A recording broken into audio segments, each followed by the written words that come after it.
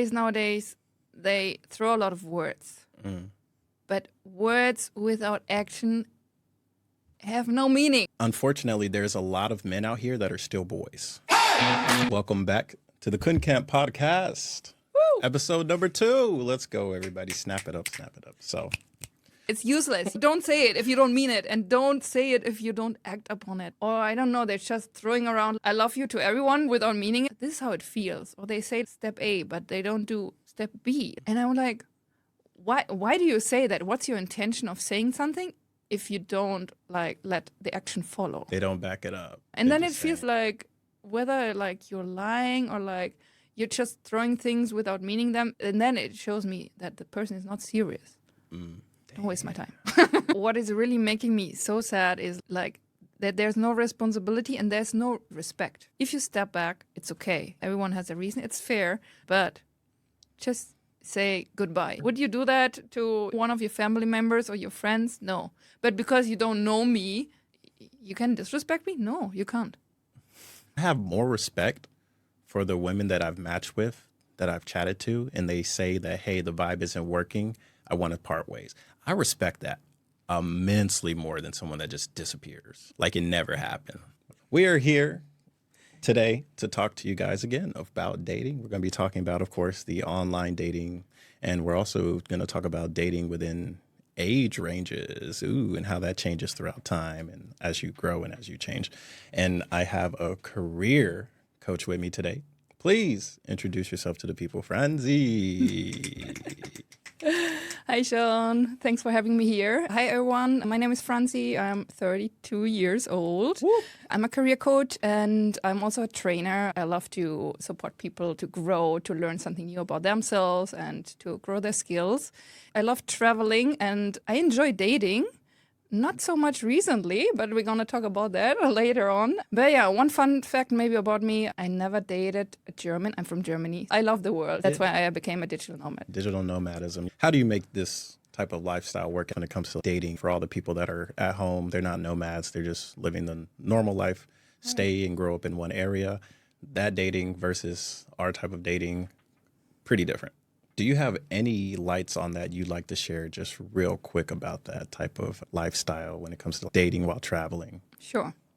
When you're a digital nomad, you usually don't have a base, right? So you switch the place like from time to time. So obviously it's much harder to establish something long term. It's a process. So it's not like just one meeting and then, okay, let's get married. So usually it takes time. But as a nomad, you feel like you don't have the time or you don't want to take the time because your priority is maintaining this lifestyle of freedom, of traveling, of moving, of being independent. And being independent and dating maybe doesn't match that well. But I feel, at least for myself, it's always an inner conflict, like between you want some stability, you want to have a relationship, but on the other hand, no, my top priority is the freedom and I can't give that up. But maybe it's not either or. Maybe it can be both, right? So I think that's the goal. So when it comes down to both, I personally have only heard stories, right? Because I'm fairly new to like digital nomad community. From like my dating experience, I've always been dating more local. So if I'm living in Thailand, I'm dating a local Thai. I'm not really dating any backpacker or any nomad or any expat.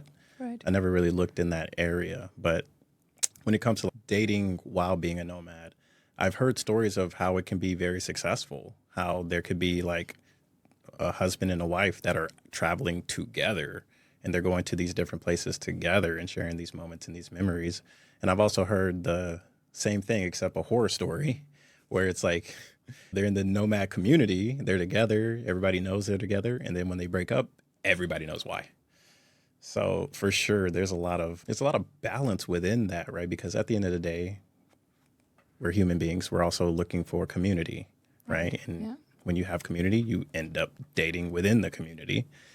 And everybody knows your business because that's community. On top of always traveling and always moving, have you ever had any experience with attempting to date any other nomads, or has your dating experience been like more, let's say, just normal people, just to Normal people. Yeah, normal. Define normal people. 9 to 5. 9 to 5 normal. people. Okay, cool.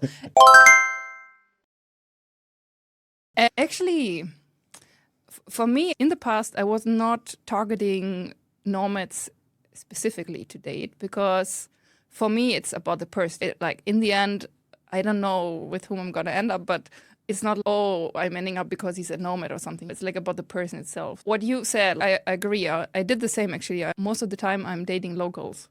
And it's fun because I love to explore different cultures and it gives me the access to the culture even better. So I really enjoy that. But on the other hand, of course, like 90% of the times I know on the first day it has no future. I'm very transparent about it because I think it's like it should be fair.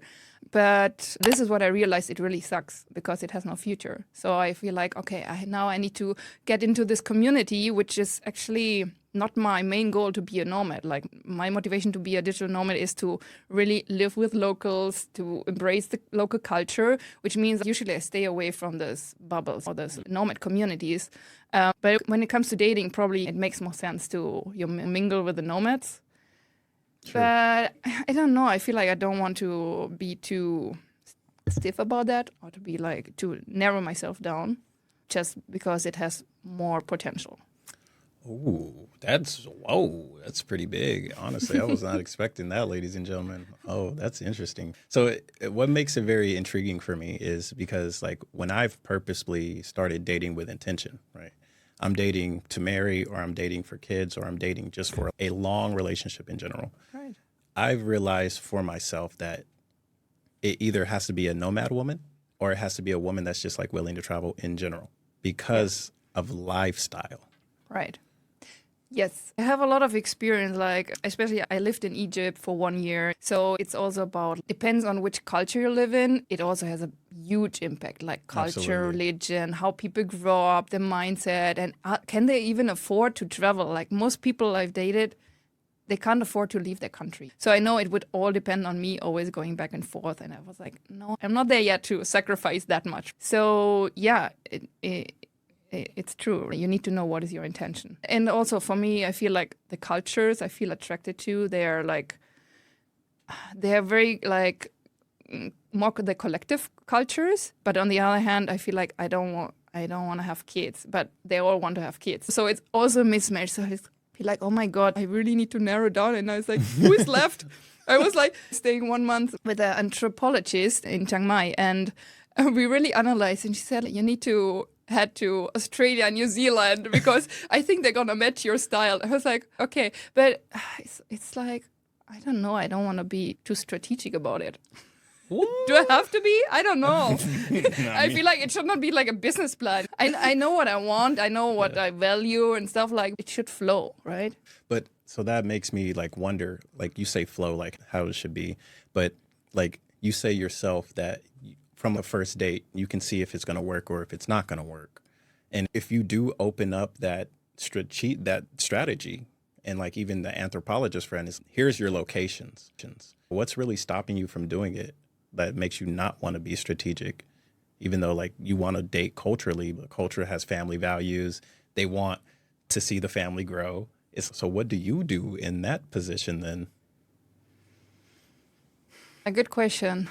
I don't know. For me, I try to find more like the person with the personality I want to have. And I think the rest can change. 3 years ago, I was not a digital nomad. And now I am, right? It doesn't mean if I meet the person, he can't become a digital nomad. Of course, he needs to love traveling. He doesn't need to be a couch potato or whatever. He doesn't want to move and he's not interested about the culture and stuff. Okay, this is not going to match, but that's not the person I want to attract.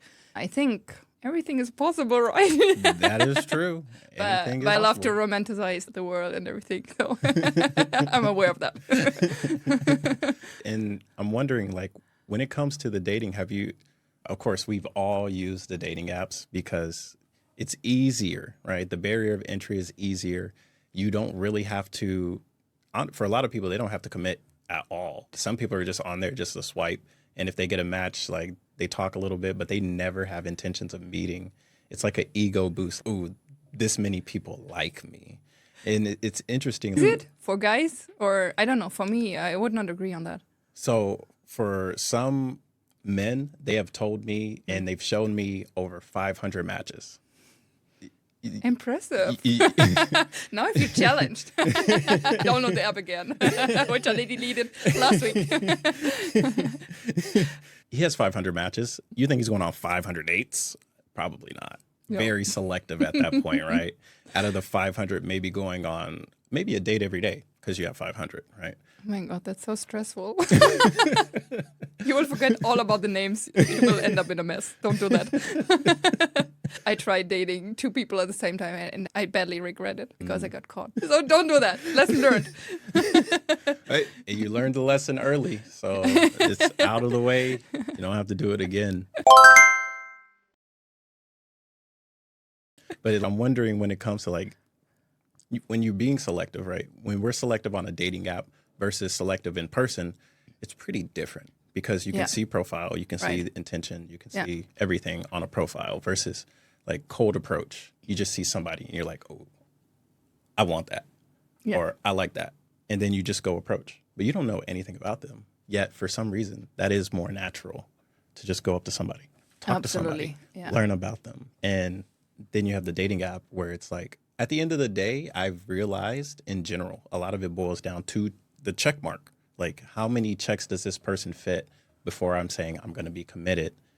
But the check boxes, it's like they're more strenuous on the dating app versus IRL. Have you ever noticed anything like that? I feel, because also a career coach, so I feel like on the dating apps, it feels like putting up a CV with certain keywords, which the woman wants to hear. And then you get a higher score and you won't be filtered out. But most of the time, of course, I'm also looking for some keywords. But in the end, if the keywords are not matching with the person I'm going to meet, then it doesn't really matter. I don't know. When I used dating apps, for most of the time, I really read the whole profile. I was like, I wanted to see the personality in the text. I want to see if someone gives effort or just, oh, I'm not here, active here. This is my Instagram. Disappear from this application. What's the purpose? You're never gonna text me back. I know that already. No, thank you. And I realized, like, I came from analyzing the whole profile, now becoming very, very objective. Objective? Is that the right word? I'm just checking the picture or something, or the age or whatever.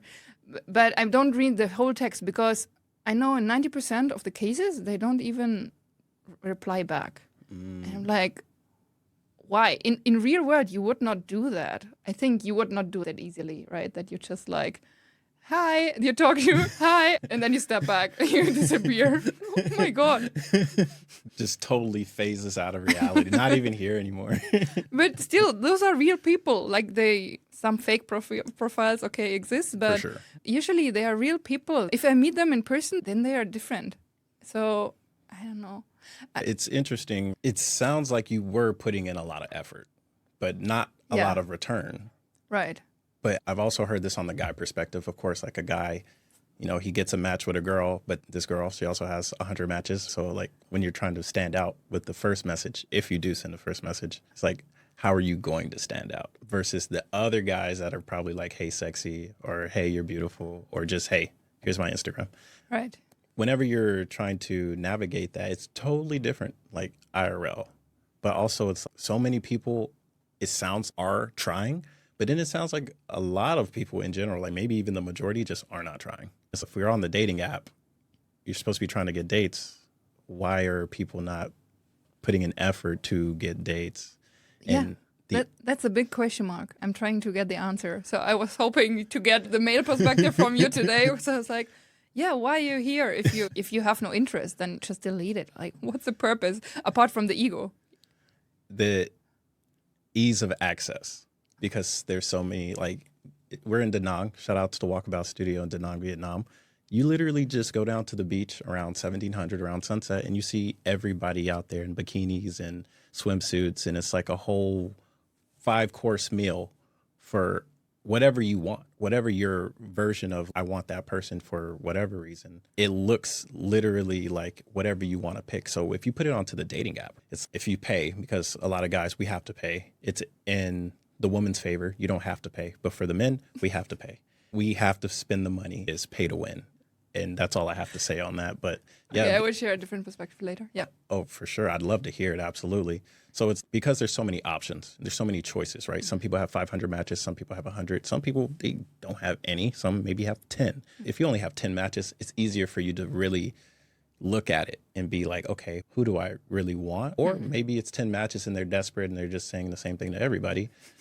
But I can't imagine. I can't imagine that people do that. So disgusting. I can't imagine on that larger scale of the 100 plus matches, how much effort, like if you had 100 people wanting to talk to you, how much effort would you put in versus like you're reaching out, like your perspective? I think the point is not about the number, how many girls or guys you want to have. In the end, you have one bed and you have one space, right? You want to fill this one space. I'm not lying like a full arm. How many girls could fit into my arm? I don't know. So it doesn't matter if I have 10 or 100. Like in the end, I want to find this one person. Of course, it depends on what is your intention. But if I really want to get into a serious relationship, I want to find only one person. That's it. Like, why do I need thousands? Of course, the grass is always greener on the other side. With any person, even if it's the most perfect person, you need to put effort. Otherwise, it's not going to work out because there are two individuals, right? So there's always some mismatch in between. It's never what we see in the romantic movies. I'm watching every day not to lose hope. For sure. Don't lose hope. Don't lose hope. Because again, like there are people that are trying. There are people that are putting effort. But if we're looking at like the majority, right, and especially like everything's online. Yeah. Everybody has a profile somewhere. And this was brought to my attention the other day by a friend of mine. She was saying like before you even go on a date with somebody, you can literally learn like everything about them before you even get to know them. Yeah, true. And like, that's true. What does that even do on the psyche, right? If you see me and you, first time we've ever met, but before I met you, like I looked at your entire profile of Instagram or whatever. And she likes this, she likes that, she like this, she doesn't like this. Oh, she made a video about this. It's like you have all this information on somebody that you've never met and you plan on meeting them. That has to be like some strange version of some type of psychological mismatch. Because you're not even meeting them where they are. You're meeting them from an idea from what you've seen with them with other people. True. So we can switch off from like modern dating. We can go back to talking about traditional, right? So what was dating like for you when you were like, say, 20 years old? I felt like my whole life is like dating apps. What? I was reflecting on that. Since I really seriously started dating, I think there were always the dating apps. I just like... Yeah, I think I just dated, but that was again, like I was abroad, like that was the first time being abroad for a long time. Yeah, that was when I went out and had my first boyfriend. But afterwards, I remember it was always like dating apps. I had relationships from traditional meeting in person and I had relationships from the dating apps. Oh, okay. So I think both kind of works, but I prefer the traditional one because it saves a lot of time. Really. Or you meet the person that literally in front of you within less than a minute at least, you have your intuition and you have your gut feeling. Where does it go, right? Is there an opportunity or not? So I was going to ask you, like, did you see a big difference between going on the dating app versus the traditional? What was the big difference? And what, if there was a big difference, why didn't you just stick with the other one? So with the traditional, I would always prefer that. It's just, I feel like it's sometimes, it depends where I am. For example, in Germany, I feel like I don't meet people in person. It's like, whether it's like my thing that I feel like people are like not that open or easy to approach, or it's really like that. Because I would consider myself pretty open. I don't mind talking to a person, but it depends also on my confidence level on that day. If I feel like fear of being rejected today, then I would probably not approach the person. But in general, I always prefer the traditional one way. It's so interesting because you keep talking about approach. Like you're the one approaching. That's true. I have a lot of friends of mine, they say, no, the guy needs to approach me. And I'm like, if I reflect on the guys I met like over the last month, it was always me approaching them. If not, they don't approach me. I don't know. It's like only my issue, or like other girls are also facing that. But really, for me, it turns out better that way for some reason. Ladies, I say this even though I know it's not like traditional. I think women should also be trying to approach if they're very interested. It's very traditional for men only to approach because that's the masculine energy. It's like you are the one approaching, you're the one bringing this to the table. Like, I've always looked at it from, if you're interested, I feel like you should just open your mouth, regardless if you're the man or the woman. Exactly, because it's about the interest, right? It's not about being like male or female. If you're interested in something, go in. So what actually makes you approach? So for the ladies that are out there that are listening and they want to approach a man, like how do you do it? What is like your way? There's no secret formula, sorry. For me, it's most of the time pretty spontaneous. I don't plan, because when I plan, I start thinking and then I block. I will not go, because then I have this fear of rejection or whatever comes up, then it's not going to work. For me, it needs to come up in the moment. I don't know. For me, okay, I love dancing. So if I see some person, I feel like no one is asking me to dance, then I go and just, oh, I think he looks like cool. Then, okay, let's dance. If not, it could be very spontaneous. I don't know, any occasion actually. But it needs to come from that moment. It's like something attracting me in the moment, not like, oh, look, have you seen this guy in the corner in the black shirt? No, I'm not going to speak to that person for sure. I can't. No, it's not going to work for me. Pretty sure. Hey, honestly, that does sound that sounds appropriate, right? Like you're moving things on your terms, and that's amazing. Ladies and gentlemen, we have some spicy things to share with you today because Franzie is going to be talking about men taking back the lead. Let's go ahead and hear that, Franzie. Go ahead, take it away. Yes, I take it. I don't know about you women out there, like how you feel on that. But from my perspective, I really miss that the guys take the lead. I feel like the women have developed so much over the last years and decades that we don't actually need a guy in our life anymore. We can get everything ourselves. We can have fun, everything. So we're pretty independent. But when it comes to dating, we still want to have that the guy is proactive, that he's suggesting like where to go and he's following up. He's like showing like care. Like, we don't expect like huge things. We don't need his money. We can have our own money. It's not the thing which were important like when my parents grew up, like how they chose a partner. I think like this has changed by now. Now it's like about, I don't know, some like, for me, it's all basics, but I feel the guys suck on the basics. It's nothing fancy. It's just show some care, show real interest, and suggest where to go next. And it's not like about, okay, waiting and like, why? Don't waste my time. It's like, why you want me to wait all the time and then I have to approach and then, I don't know. What's your experience on that? So I wanted to know, so like guys that you've been with recently, they're not taking the lead, like they're not holding the door open or they're not suggesting the date, or can you go in a bit more detail, like where have you seen this? And do you think this is a big thing? Do you think it's more people in general having this? Or I just talked from my experience, but I also talked last week to a few other girls and they also confirmed that. Hey, I'll be the first to say, if we're going to do something, let's go ahead and do it. Let's knock it out. Let's get it done. Yeah. But yeah, taking the lead. It's very interesting because like from like my perspective, I think it is important for guys to take that lead. And if they're not doing it, well, then you're dropping the ball as a man. My perspective, you're dropping the ball as a man because it makes everything so much easier if you do just take the lead. If you do just say, okay, hey, we got dinner at this time at this restaurant. This is the time we're going to show up and go do that. And like during the date, you're having a good time. You're having a conversation. Wherever it leads after that, it needs to be coming from somebody that is going to be taking charge. So if it's going to be a relationship, then yeah, men, take the charge, take the lead. She wants to have it easier because to sit and do logistics is a nightmare, which that I can even understand why some men don't want to do it. Like maybe you have to go to this restaurant, you got to call, got to get a reservation, blase, blase, right? So I can get not wanting to do it. That doesn't mean that you can't do it. I think it goes part with like responsibility. If you are going to be a couple one side has to do this, the other side has to do that. And a lot of the times it's not verbal.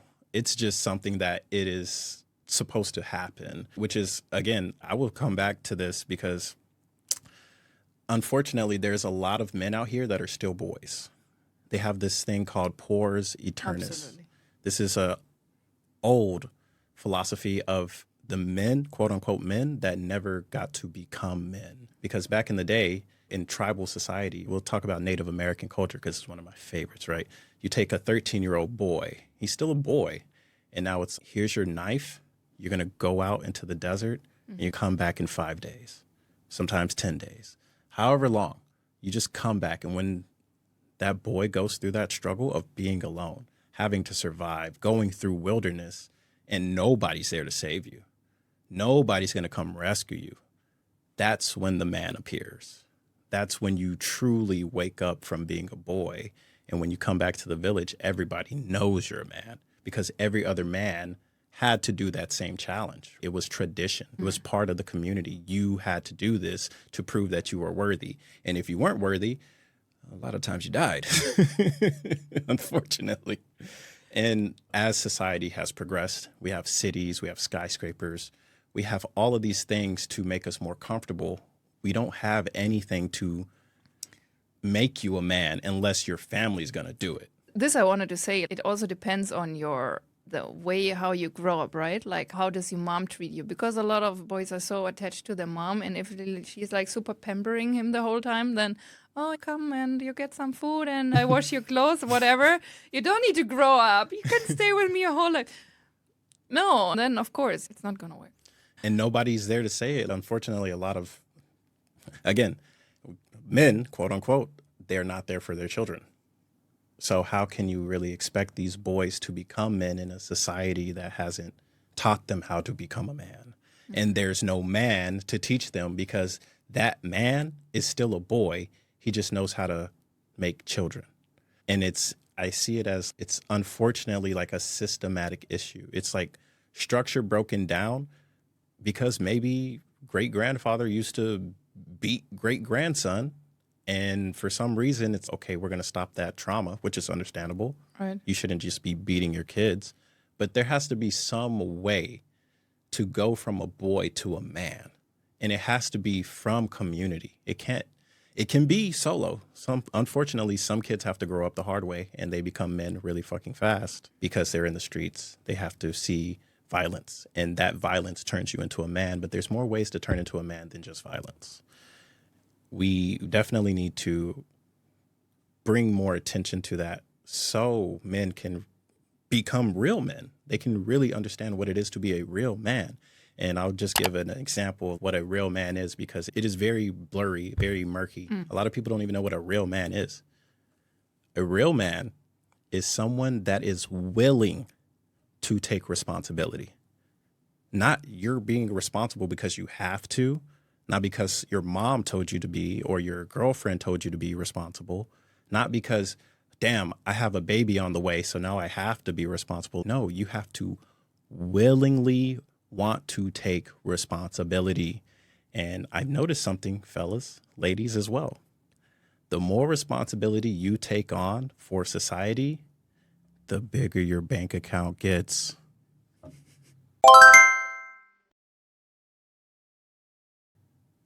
It is easier to get $300,000 if you choose to take on responsibility versus not taking on responsibility and wondering why you're still broke.